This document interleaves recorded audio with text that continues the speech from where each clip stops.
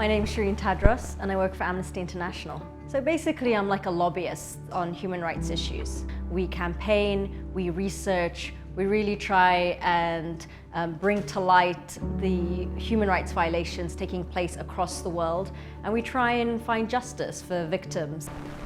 I think journalism has really changed since I was a journalist. You know, the work is about trying to expose injustice, being the voice of the voiceless. I don't think it's a glamorous job, but you could say it's addictive.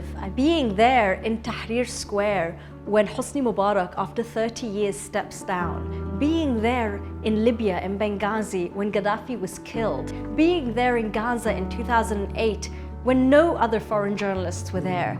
It's a responsibility, it's a privilege, but it's also exhilarating. Our job is to expose what's going on so that no one can ever come back and say, wait, that didn't happen, that never happened. But you have to be okay that that might be the end of what you can do.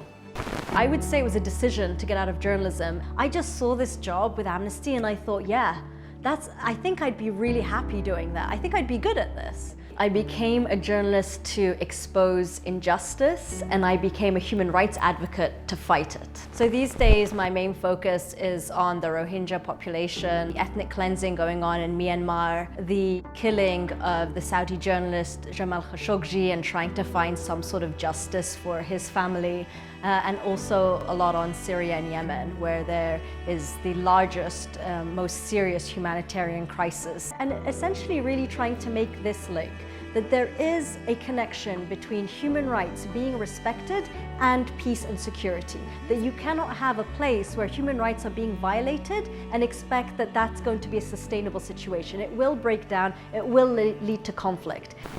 I fundamentally, believe that people's human rights, it's about everything. It should be the way that you think about climate change, to the way you think about inequality. It affects every sort of facet of your life. It's not just about the people in Sri Lanka or Cambodia or Myanmar or Syria. It's not just about those people's human rights and defending them. It's all of us.